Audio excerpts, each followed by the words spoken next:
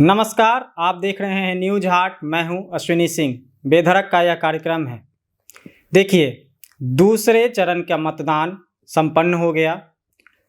Voting का जो प्रतिशत था, जैसा अनुमान लगाया जा रहा था प्रथम फेज को देखते हुए, उस हिसाब से वोटिंग प्रतिशत एकदम वैसा ही रहा। अच्छी खासी वोटिंग हुई, बम्पर वोटिंग हुई आप कह सकते हैं। और ये ऐतिहासिक वोटिंग है बिहार चुनाव का। इस बार आज़ादी के बाद से अब तक इस तरह की वोटिंग बिहार चुनाव में देखने को नहीं मिला है। और जैसे ही दूसरे चरण की वोटिंग खत्म हुई, एग्जिट पोल सामने आने लगे। एग्जिट पोल का जो रुझान है उस पर आज सर से विशेष बातचीत होगी। इसके लिए हमारे साथ मौजूद हैं न्यूज हाट के मैनेजिंग एडिटर अजय मिश्र। बहुत बहुत स्वागत है सर। धन्यवाद सुनी जी। सर, वोटिंग खत्म, एग्जिट पोल शुरू, और एग्जिट पोल का जो रुझान है उस पर सबसे पहले प्रतिक्रिया आपकी चाहेंगे हम। देखिए, एग्जिट पोल का जो नतीजा है यह तो एक अनुमान है। अभी इसको आप जो है क्या कहिए, इसको रिजल्ट नहीं माना जा सकता है, लेकिन बहुत हद तक है ना, इसका जो अनुमान होता है वह सटीक हो जाता है। 2020 की ही तुलना में 20 की ही बात लीजिए तो दैनिक भास्कर ने किया था, एग्जिट पोल दिया था जो एकदम सटीक बैठा था। 125 के आसपास सीट देने आने का आधी तस्वीर दिखाई थी, क्या कहता दैनिक भास्कर ने। और एक एबीपी का था, नेल्सन का, वह भी जो है 125 पर जाके कांटा गिरा दिया था कि इतना ही पर जो है सरकार बन सकती है, आएगी एनडीए। बाकी जितनी एजेंसियों द्वारा किया गया था एग्जिट पोल, सब का सब जो है महागठबंधन की सरकार बना रहा था, जो तमाम दावे फेल हो गए। तो ऐसा नहीं है कि एग्जिट पोल जो कहता है वह पूरी तरह से गलत ही हो जाता है। उनमें से कुछ सही होते हैं जिनका जो है जमीनी स्तर पर किया गया है ना सर्वे होता है। बहुत है कि अपना दे दिए, ले लिए, कर लिए, तो वो जो है ना फेल हो जाता है। ऐसा बहुत जगह, महाराष्ट्र में फेल हो गया एग्जिट पोल, है ना। उसको दिखाया जा रहा था अघाड़ी जो है, जो था महाविकास अघाड़ी, उसको ज्यादा आएगा, लेकिन आ गया भाजपा नीति गठबंधन को। हरियाणा में दिखाया गया कांग्रेस की सरकार बन रही है और हरियाणा में बन गई भाजपा की सरकार रह गई। तो ऐसे भी होते हैं, ऐसा नहीं है ना। बहुत सारे जो है ऐसे हैं और उदाहरण है इससे। अब दिल्ली में सटीक रहा। दिल्ली में कहा गया था कि इस बार जो है केजरीवाल की सरकार चली जाएगी, लेकिन वहां जो है सच में केजरीवाल की सरकार चली गई और भाजपा की सरकार सत्ता में आ गई।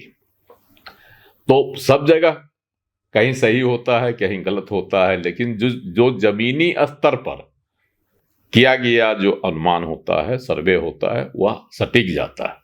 तो ऐसे अनुमान में भास्कर का था। 2020 में भी भास्कर ने हमने बताया कि एकदम सटीक बैठा था एबीपी नेल्सन का।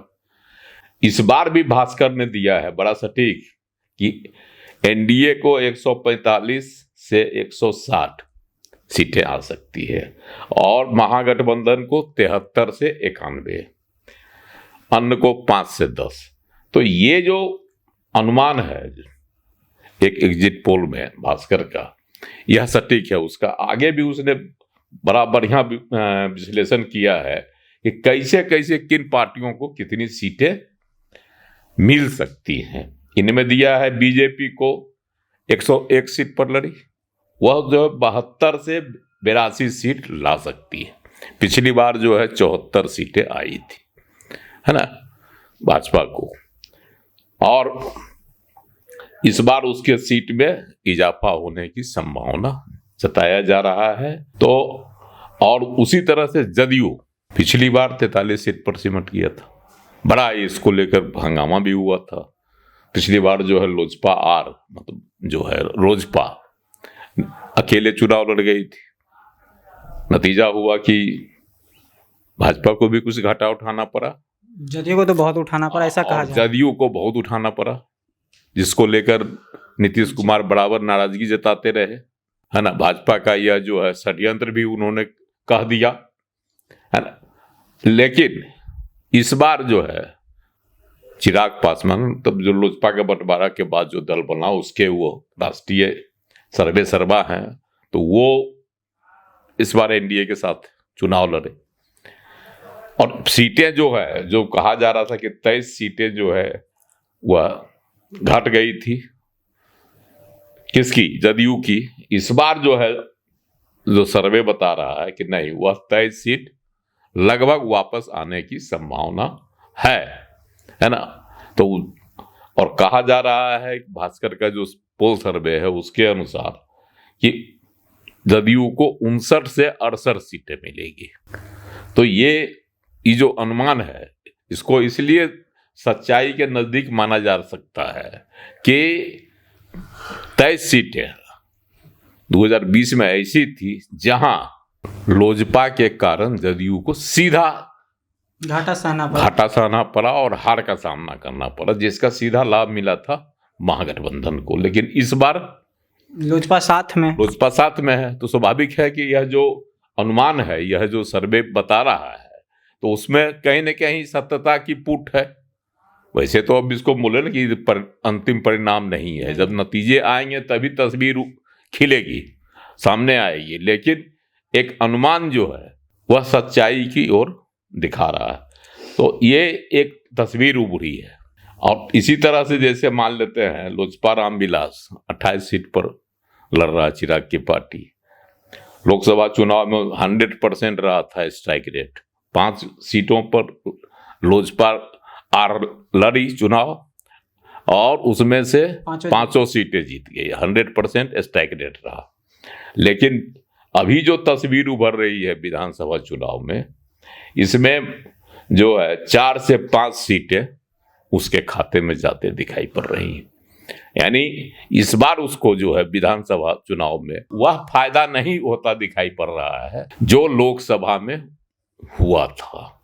ये जो है कहीं न कहीं से लोजपा के लिए अच्छी खबर नहीं है, लेकिन महागठबंधन के लिए एनडीए के लिए अच्छी खबर। लोजपा के साथ साथ सर आरएलएम, हाँ वही बताने के, एनडीए के लिए यह अच्छी खबर। लोजपा का जो वोट था जो उस बार बट गया था, इस बार एक साथ मिला, एनडीए के साथ आया, तो एनडीए को भारी फायदा हो रहा है। 5.8% जो है वोट है लोजपा का। वो रामविलास जी के समय से ही उस पार्टी की इतना वोट रहा है। लेकिन सर सर्वे के माने तो लोजपा की सीटें तो बहुत कम आ रही हैं, तो इसमें आपको क्या लगता है यहाँ कहाँ दिक्कत हुई? देखिए, लोजपा की सीटें कम होने की वजह बता तो रहे हैं कि एक तो प्रत्याशी चयन में लोजपा की ओर से चिराग पासवान ने हड़बड़ी दिखाई, है ना, यह भी एक कारण है। दूसरा कारण है कि मतदाताओं के बीच में बहुत सारी ऐसी सीटें थी जहां भाजपा की सीटें काटकर, जदयू की सीटें जो है काटकर लोजपा को दिया गया, तो वहां जो पहले से वर्तमान थे प्रत्याशी जीते हुए थे, है ना, उनका असंतोष था, तो इसे अभी लोजपा को झेलना पड़ा। मतलब कैंडिडेट सिलेक्शन में लोजपा फेल करती दिख रही है एग्जिट पोल के हिसाब से। इसलिए लोजपा को घाटा होता दिखाई पड़ रहा है, लेकिन लोजपा का फायदा एनडीए गठबंधन को पूरा मिला ऐसा प्रतीत हो रहा है, इसलिए एनडीए को बढ़त मिल रही है। लेकिन आरएलएम सर 6 सीट पे लड़ी और एग्जिट पोल के हिसाब से उसका खाता नहीं खुल रहा है, तो आरएलएम कहाँ गलती कर गई? उपेंद्र कुशवाहा की पार्टी 6 सीटों पर लड़ी, लेकिन जो अभी सर्वे बता रहा है, एग्जिट पोल जो बता रहा है, उसके अनुसार नतीजे उनके पक्ष में नहीं आ रहे हैं।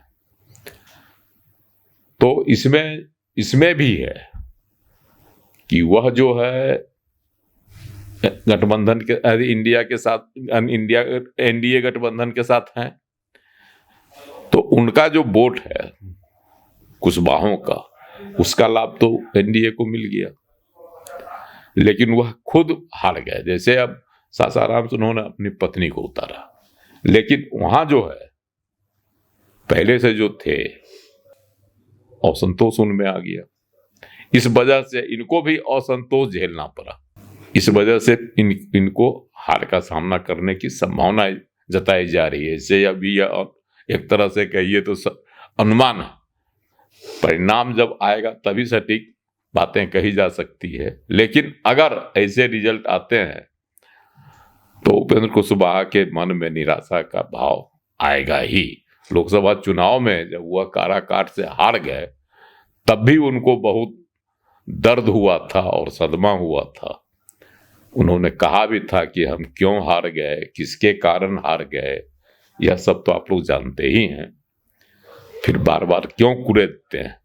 तो हो सकता है कि कारण को जो है उस पर फिर प्रकाश डालेंगे कि कारण क्या बना कि हमारे एक भी प्रत्याशी नहीं जीत सके। सर संक्षेप में आपका टिप्पणी चाहेंगे हिंदुस्तानी आवाम मोर्चा सेकुलर मतलब जीतन राम मांझी की पार्टी पे, क्योंकि अगर मान लीजिए अगर ये कहा जाए कि जो उपेंद्र कुशवाहा की पत्नी खड़ी हुई तो परिवारवाद को लेकर थोड़ी नाराजगी होगी, लेकिन हम जो है जीतन राम मांझी की भी पार्टी में भी तो परिवारवाद ही रहा, लेकिन उसका जो एग्जिट पोल के हिसाब से स्ट्राइक रेट दिख रहा है वो मतलब अच्छा खासा दिख रहा है। 5 सीटों तक की संभावनाएं जताई जा रही है कि उनको 5 सीटें तक आ सकती है। तो इसमें कहाँ आपको लग रहा है कि जो उपेंद्र कुशवाहा के साथ कहाँ दिक्कत हुई और हमको कैसे फायदा मिला? देखिए, हम के बारे में जो है अनुमान लगाया जा रहा है, तो एक बात मान के चलना होगा कि जीतन राम के जो मांझी है, जीतन राम मांझी की जो पार्टी है वह जो है सुरक्षित सीटों पर ज्यादा चुनाव लड़ रही है। और सुरक्षित सीट है एक टेकारी का सीट जो उनका है, प्रदेश अध्यक्ष अनिल कुमार हैं, वह भी शुरू से लड़ रहे हैं। और टेकारी की सीट पर जो उनके साथ हुआ हंगामा की जो घटना हुई उनके साथ प्रचार के दौरान, है ना, तो उसका भी लाभ उनको मिला। और जीतन राम मांझी का जो वोट है, दलितों का वोट, वह इंटैक्ट है उनके साथ। यह भी दर्शाता है, चाहे वह सिकंदरा का में उनका प्रत्याशी हो या फिर बाराचट्टी से हो या फिर इमामगंज से उनकी पुतोह हो, बाराचट्टी से तो उनकी समधन है। तो इन सब सीटों पर जो है उनकी स्थिति पहले से भी अच्छी रही है। उपचुनाव में उनकी बहू जो है दीपा मांझी इमामगंज से जीत गई थी, अपने भी इमामगंज से जीते थे। तो ये सब तस्वीर पहले से भी थी। जीतन राम मांझी की स्थिति के बारे में पहले से भी अनुमान लगाया जा रहा था कि उनकी स्थिति अच्छी रहेगी। और जो है सब एग्जिट पोल भी बता रहा है भास्कर के अनुसार। तो इसलिए कहीं ना कहीं जो है अब उन रिजल्ट आता है तभी कहा जा सकता है, लेकिन उसमें सच्चाई का लगता है। सर इसमें तो फिर जैसे कि जीतन राम मांझी और चिराग पासवान में अमूमन जो टकराव देखने को मिलता रहा, तो इस अगर एग्जिट पोल सही होता है तब फिर क्या होगा? देखिए, चिराग पासवान के साथ जीतन राम मांझी की लड़ाई मतलब सियासी लड़ाई होते रही, कई मुद्दों पर होता है क्योंकि दोनों दलित नेता हैं। लेकिन चिराग पासवान आए थे जीतन राम मांझी के, है ना, क्षेत्र में चुनाव प्रचार करने, जहां से इनके पार्टी के प्रत्याशी थे। तो कहीं न कहीं चिराग पासवान का वोट भी इनके वोट के साथ जुड़ा, दलितों का वोट।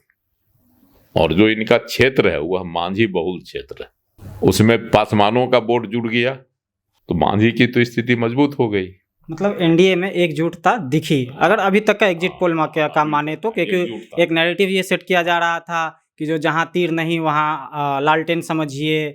और क्योंकि बीजेपी के कार्यकर्ता एनडीए को सपोर्ट मतलब जदयू को सपोर्ट नहीं कर रहे हैं, जदयू वाले जो हैं सो वो पासवान को सपोर्ट नहीं कर रहे हैं, लोजपा रामविलास को सपोर्ट नहीं कर रहे हैं। तो ये सब चीज़ें जो हवा हवाई थी ये सब चीज़ें धराशायी हो गई। हाँ, ये एक प्रमुख कारण रहा कि जिस तरह से एनडीए के बारे में कहा जा रहा था कि नीतीश कुमार जी के बारे में कि असंतोष है, एनडीए की ओर से उनको मुख्यमंत्री की का प्रत्याशी घोषित नहीं किया गया है। तमाम नैरेटिव सेट किए गए, लेकिन इसका कहीं कोई जो है जमीन पर जो प्रभाव नहीं देखने को मिल रहा है, जो अभी बताया जा रहा है सर्वे। एग्जिट पोल के हिसाब से नीतीश की लहर अभी भी बरकरार है। हाँ, बरकरार है। और एनडीए की एकजुटता का लाभ तमाम दलों को मिला है। अच्छा सर, एग्जिट पोल के हिसाब से देखें तो महागठबंधन कहाँ चूक कर गई?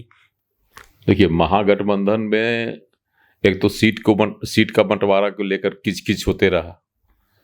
बिना बंटवारे का ही जो है लालू प्रसाद अपना सीट प्रत्याशी उतारने लगे, माले वालों ने उतार दिया, है ना। तो ये जो शुरुआत हो गई थी, वीआईपी ने भी उतार दिया था, कांग्रेस ने भी घोषित कर दिया, तो सीटों का जो बंटवारा नहीं हुआ तो वहीं से हो गया बिखराव, कंफ्यूजन क्रिएट हुआ। और कई सीटों पर जो है क्या कहता है, सीपीआई या लेफ्ट की पार्टियां, कांग्रेस, आपस में राजद, लेकिन हुआ मतलब आपस में जो है टकराते दिखे, हाँ, फ्रेंडली फाइट का नाम दे रहे फ्रेंडली फाइट का नाम दे रहे थे, लेकिन अंत होते होते जो है उसमें उसका समाधान किया गया। लेकिन फिर भी 6 सीटों पर जो है आपस में हुआ ही, चाहे वह राजद के साथ भी कांग्रेस की 2 सीटों पर हो गई और सीपीआई के साथ भी हो गई। तो ये सब सीटें जो है, एक तो इसमें भी यह भी एक बड़ा कारण बना महागठबंधन में वोटों का ये जो ध्रुवीकृत होने का जो है, इसमें कहीं न कहीं बिखराव दिखाई पड़ा। दूसरी बात कि तेजस्वी यादव ने, राजद ने सबसे अधिक सीटें ली, 146 सीटों पर लड़ी। तो अब बताया जा रहा है कि वह जो है मुश्किल से 51 से 63 सीटें जीत सकती है। एक अंतिम सवाल लेंगे सर। और पिछली बार 75 सीट राजद जीता था।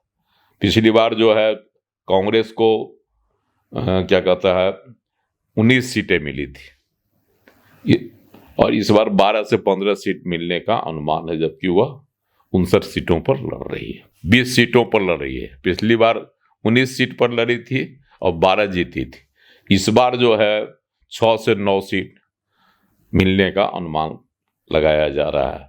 वीआईपी, मुकेश सहनी की पार्टी, उप मुख्यमंत्री महागठबंधन के जबरन अपने को घोषित करवाए, है ना, उनकी पार्टी जो है 13 सीटों पर लड़ी, और जो नतीजे बताए जा रहे हैं उसके अनुसार उनके एक भी प्रत्याशी जीत हासिल नहीं कर पाएंगे, है ना। पिछली बार उनके 4 प्रत्याशी जीते थे, 11 सीट पर लड़े भी थे।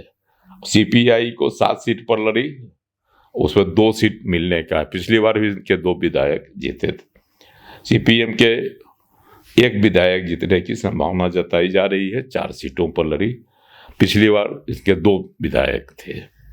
और इसी तरह से एक आईआईपी भी इनके साथ था गठबंधन में, वह जो है 2 सीटों पर लड़ी, है ना। कोसी के 2 सीट पर चुनाव लड़े हैं, उसमें से 1 सीट कहा जाता है जीत सकते हैं। तो ये है। और अन्य लोगों के में चलिएगा तो जनसुराज 240 सीटों पर लड़ा, सबसे शोर धनसुराज का, है ना। नतीजे अब क्या होंगे नहीं कहा जा सकता है।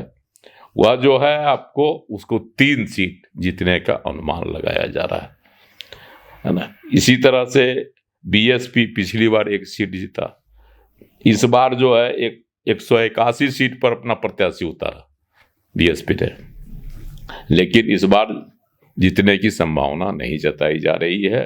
और AIMIM, असदुद्दीन ओवैसी की पार्टी, सीमांचल में जिसने धूम मचा दी थी 2020 के विधानसभा चुनाव में, है ना, इस बार उसके बारे में कहा जा रहा है कि 1 ही उम्मीदवार जीत पाएंगे, जबकि पिछली बार 5 जीते थे।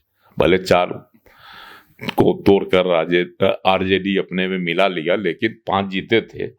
और इस बार जो है उनका 1 को जीतने की संभावना जताई जा रही है। अन्य में कहा जा रहा है निर्दलीय और मिला के 2 से 6 सीट जीत सकता है। पिछली बार 1 को जीता था, है ना, मटिहानी से, मटिहानी नहीं, उधर चकाई से जीते थे सुमित कुमार, सुमित सिंह, जो इस बार मंत्री, जो जदयू के टिकट पर चुनाव लड़े। तो ये तस्वीर है एग्जिट पोल की। अब आगे क्या होगा नतीजा, यह तो भगवान बतावे। और मिथिलांचल की जो 71 सीटें बताया जा रहा है जो भी सर्वे में, उसमें से 55 सीटें जो है एनडीए के खाते में जा सकता है, यह अनुमान जताया जा रहा है। 2020 में भी एनडीए की लाज मिथिलांचल की सीटों ने ही बचाई थी, है ना। वहां बढ़त मिला था महागठबंधन से। मतलब एग्जिट पोल के आधार पर मिथिलांचल ने इस बार भी तेजस्वी पे भरोसा नहीं जताया। तो आज के वीडियो में बस इतना ही। आप हमारे चैनल को सब्सक्राइब कर लें। फेसबुक पर हमारे पेज है न्यूज़ हाट का, उसको भी ज़रूर फॉलो करें। बहुत बहुत धन्यवाद।